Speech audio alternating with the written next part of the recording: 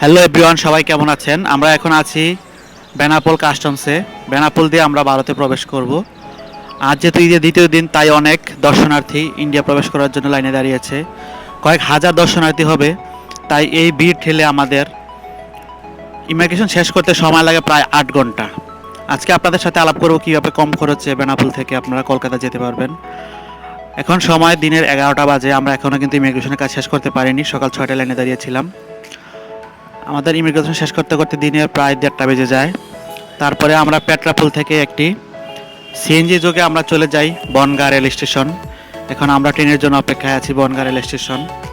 বনগাঁ থেকে লোকাল ট্রেনে করে মাত্র 15 টাকা দিয়ে আমরা চলে যাব হচ্ছে দমদম রেলওয়ে স্টেশন। দমদম থেকে আমরা আবার 15 টাকা দিয়ে মাত্র চলে যাব কলকাতার মেট্রো ধরে আমরা কলকাতার নিউ মার্কেট চাঁদনি স্টেশন গিয়ে আমরা নামবো চাঁদনি চক। ওইখান থেকে তারপরে আমাদের হোটেলে গিয়ে আমরা উঠেছিলাম একটি মোটামুটি মানের একটি বাজেট ফ্রেন্ডলি হোটেলে। মাত্র 1000 টাকা দিয়েছিলাম আমরা এক রুমে 3 জন।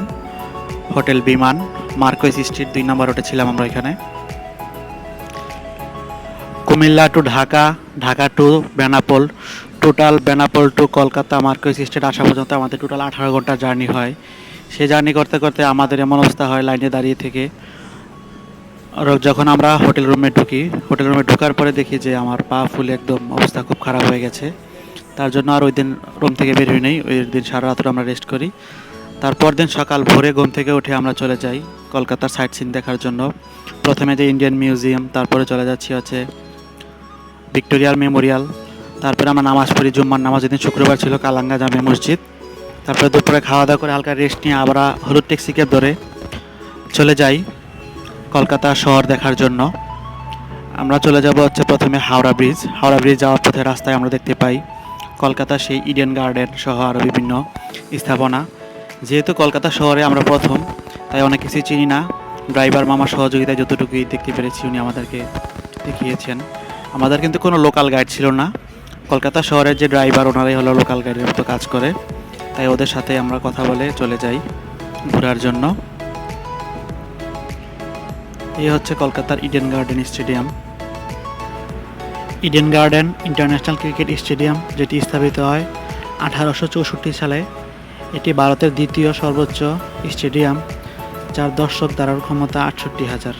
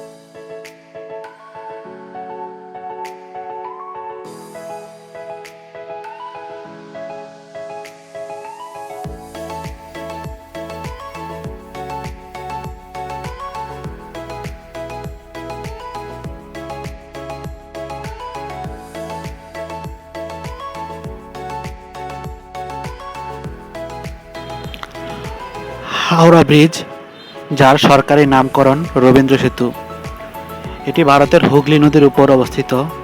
কলকাতা ও হাওড়া শহরের মধ্যে সংযোগ রক্ষাকারী সেতুগুলির মধ্যে অন্যতম। হাওড়া সেতু ভারতের পশ্চিমবঙ্গের হুগলি নদীর উপর অবস্থিত বড় খিলানযুক্ত একটি ঝুলন্ত সেতু।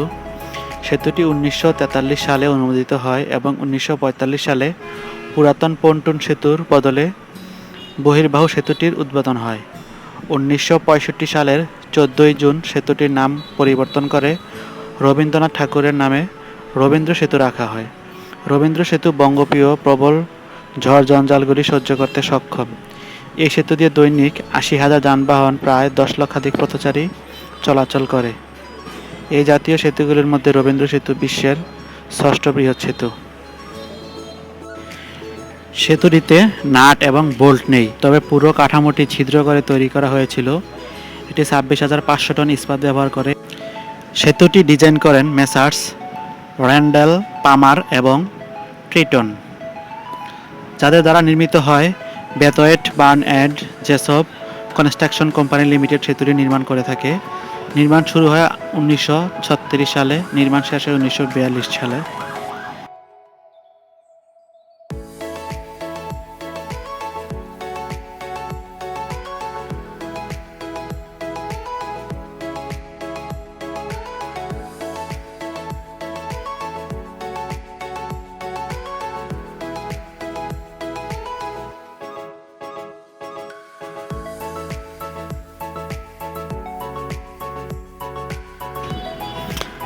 হাওড়া রেলওয়ে স্টেশন বা হাওড়া জংশন।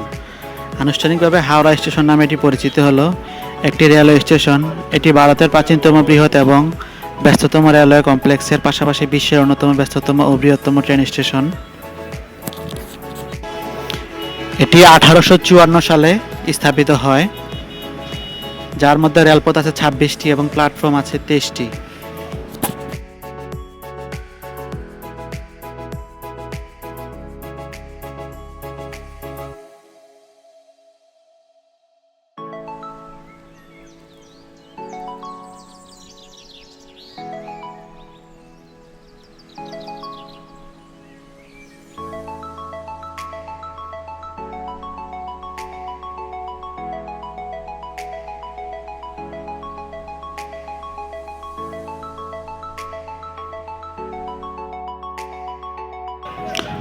হুগলি নদী বা ভাগীরথী হুগলি পশ্চিমবঙ্গের গঙ্গা নদীর একটি শাখা নদী। পশ্চিমবঙ্গের উপর দিয়ে প্রবাহিত এই নদীটির দৈর্ঘ্য প্রায় ২৬০ কিলোমিটার। মুর্শিদাবাদ জেলার পূর্ব প্রান্তে গড়িয়া শহরের নিকটবর্তী স্থানে গঙ্গা নদীর শাখা নদী, পদ্মার ধারে ভাগীরথী নদী উৎসমুখ থেকে এই নদীটি উচ্চারিত হয়েছে। হুগলি নদীর দুই পারের জনগণের চলাচলের চিন্তা করে এই ব্রিজটি তৈরি করা হয়, হাওড়া ব্রিজ।